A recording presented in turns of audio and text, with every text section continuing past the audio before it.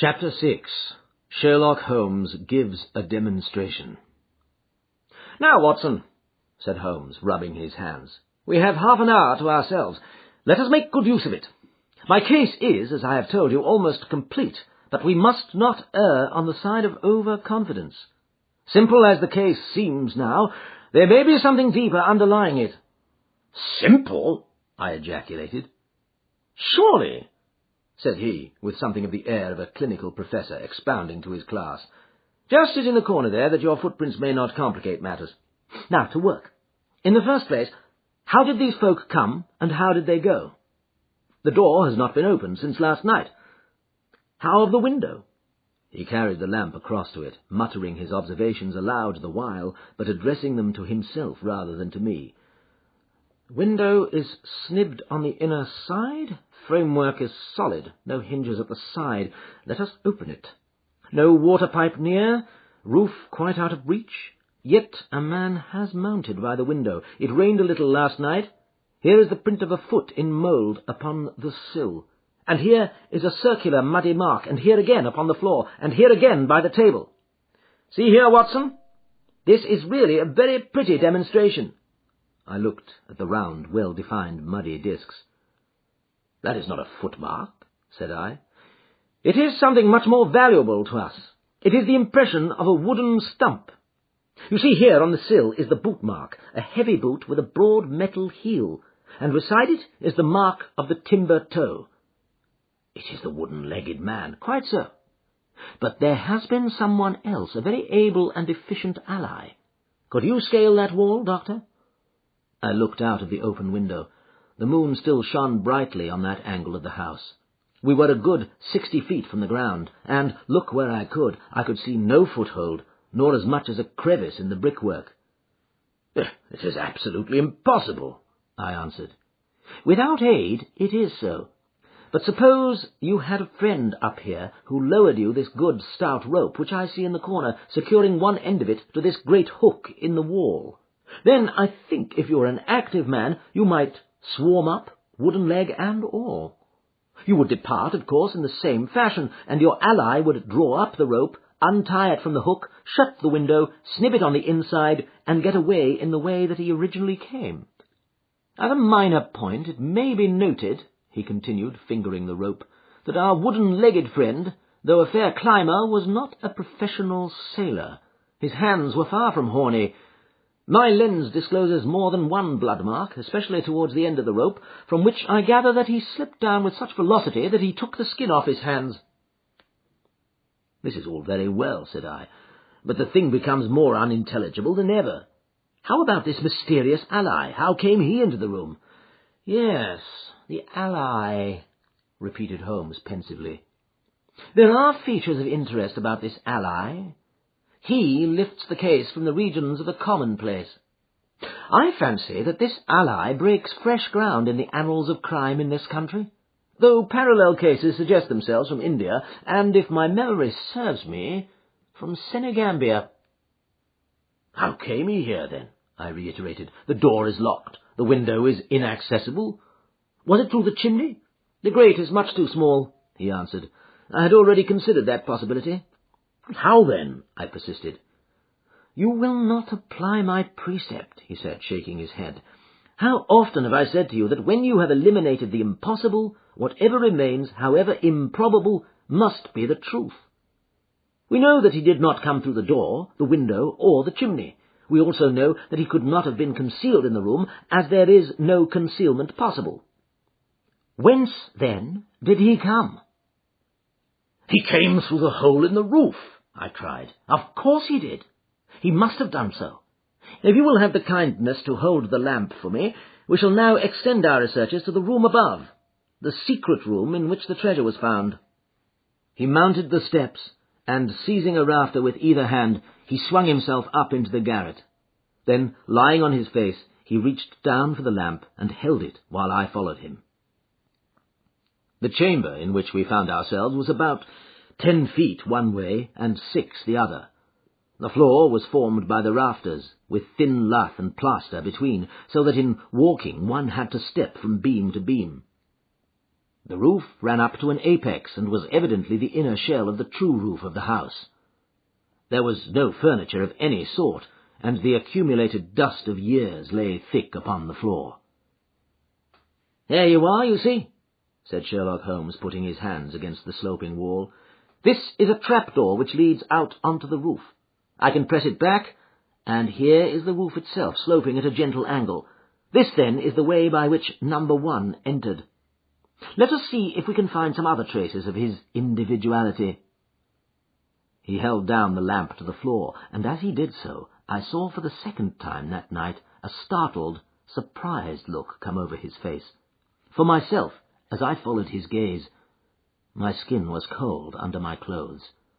The floor was covered thickly with the prints of a naked foot, clear, well-defined, perfectly formed, but scarce half the size of those of an ordinary man.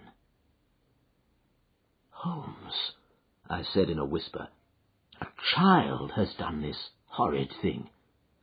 He had recovered his self-possession in an instant.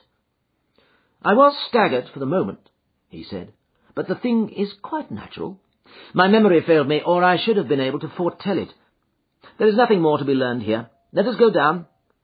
"What is your theory, then, as to those footmarks?" I asked eagerly, when we had regained the lower room once more. "My dear Watson, try a little analysis yourself," said he with a touch of impatience. "You know my methods. Apply them, and it will be instructive to compare results." "I cannot conceive anything which will cover the facts," I answered. "It will be clear enough too soon," he said in an offhand way. "I think that there is nothing else of importance here, but I will look."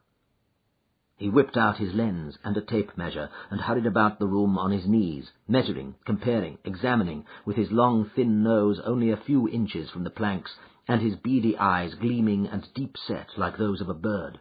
So swift, silent, and furtive were his movements, like those of a trained bloodhound picking out a scent, that I could not but think what a terrible criminal he would have made had he turned his energy and sagacity against the law instead of exerting them in its defence. As he hunted about, he kept muttering to himself, and finally he broke out into a loud crow of delight. "We're certainly in luck," said he. "We ought to have very little trouble now. Number 1 has had the misfortune to tread in the creosote. You can see the outline of the edge of his small foot here, at the side of this evil-smelling mess. The carboy has been cracked, you see, and the stuff has leaked out." "What then?" I asked. "Why, we have got him, that's all," said he. "I know a dog that would follow that scent to the world's end. If a pack can track a trailed herring across a shire, how far can a specially trained hound follow so pungent a smell as this? It sounds like a sum in the rule of 3. The answer should give us the... But hello, here are the accredited representatives of the law." Heavy steps and the clamour of loud voices were audible from below, and the hall door shut with a loud crash. "Before they come," said Holmes, "just put your hand here on this poor fellow's arm, and here on his leg. What do you feel?" "The muscles are as hard as a board," I answered. "Quite so. They are in a state of extreme contraction, far exceeding the usual rigor mortis. Coupled with this distortion of the face, this Hippocratic smile, or rhesus sardonicus, as the old writers called it, what conclusion would it suggest to your mind?" "Death from some powerful vegetable alkaloid," I answered. "Some strychnine-like substance which would produce tetanus." That was the idea which occurred to me the instant I saw the drawn muscles of the face. On getting into the room, I at once looked for the means by which the poison had entered the system. As you saw, I discovered a thorn which had been driven or shot with no great force into the scalp. You observe that the part struck was that which would be turned towards the hole in the ceiling if the man were erect in his chair. Now examine the thorn." I took it up gingerly and held it in the light of the lantern. It was long, sharp, and black, with a glazed look near the point, as though some gummy substance had dried upon it. The blunt end had been trimmed and rounded off with a knife. "Is that an English thorn?" he asked. "No, it certainly is not." "With all these data you should be able to draw some just inference. But here are the regulars, so the auxiliary forces may beat a retreat. As he spoke, the steps which had been coming nearer sounded loudly on the passage, and a very stout, portly man in a grey suit strode heavily into the room. He was red-faced, burly, and plethoric, with a pair of very small twinkling eyes which looked keenly out from between swollen and puffy pouches. He was closely followed by an inspector in uniform, and by the still palpitating Thaddeus Sholto. "Here's a business!" he cried in a muffled, husky voice. "Here's a pretty business! But who are all these? Why, the house seems to be as full as a rabbit warren." "I think you must recollect me, Mr. Athelney Jones," said Holmes quietly. "Why, of course I do," he wheezed. "It's Mr. Sherlock Holmes, the theorist. Remember you? I'll never forget how you lectured us all on causes and inferences and effects in the Bishopgate jewel case. It's true you set us on the right track, but you'll own now that it was more by good luck than good guidance." "It was a piece of very simple reasoning." "Oh, come now, come. Never be ashamed to own up. But what is all this? Bad business, bad business. Stern facts here, no room for theories. How lucky that I happened to be out at Norwood over another case. I was at the station when the message arrived. What do you think the man died of?" "Oh, this is hardly a case for me to theorize over," said Holmes dryly. No. Still, we can't deny that you hit the nail on the head sometimes. Dear me. Door locked, I understand. Jewels worth $500,000 missing. How was the window?" "Fastened, but there are steps on the sill." Well, if it was fastened, the steps could have nothing to do with the matter. That's common sense. Man might have died in a fit, but then the jewels are missing. I have a theory. These flashes come upon me at times. Just step outside, Sergeant, and you, Mr. Sholto. Your friend can remain. What do you think of this, Holmes? Sholto was, on his own confession, with his brother last night. The brother died in a fit, on which Sholto walked off with the treasure. How's that?" "On which the dead man very considerately got up and locked the door on the inside." There's a flaw there. Let us apply common sense to the matter. This Thaddeus Sholto was with his brother.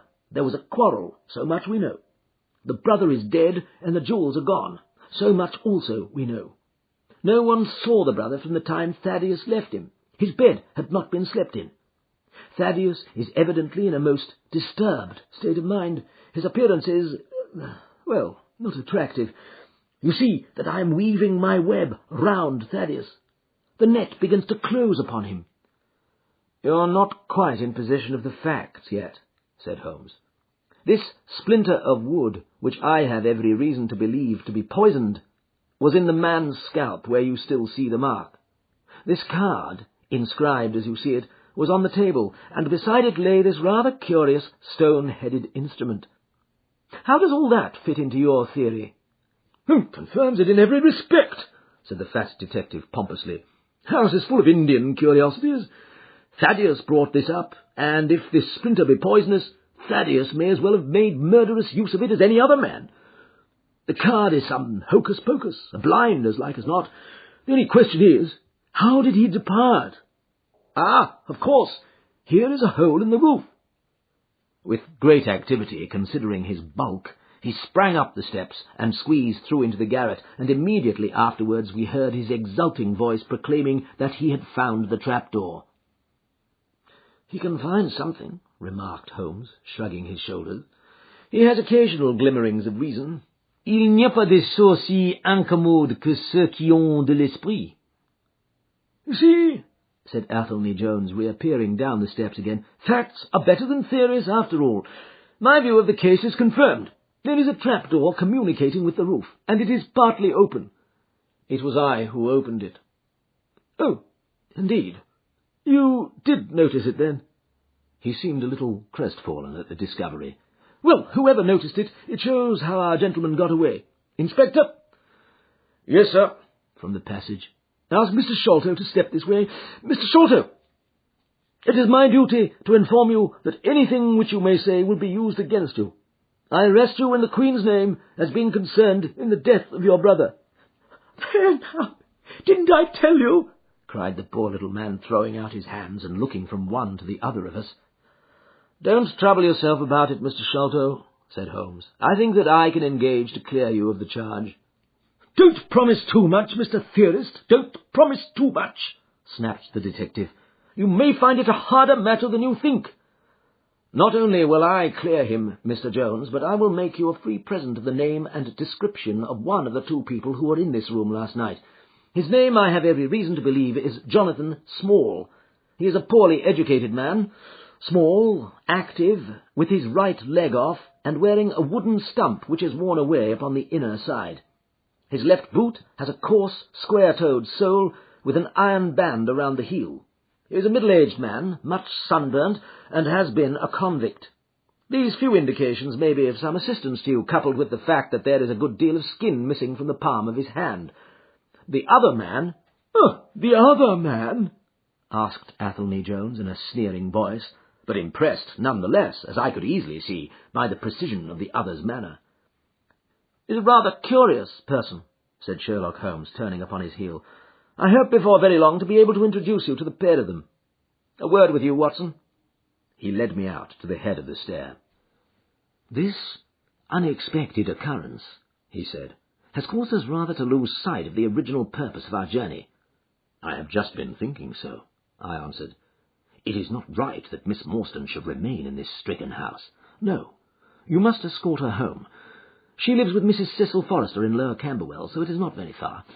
I will wait for you here if you will drive out again. Or perhaps you are too tired." "By no means. I don't think I could rest until I know more of this fantastic business. I have seen something of the rough side of life, but I give you my word that this quick succession of strange surprises tonight has shaken my nerve completely. I should like, however, to see the matter through with you, now that I have got so far." "Your presence will be of great service to me," he answered. "We shall work the case out independently and leave this fellow Jones to exult over any mare's nest which he may choose to construct.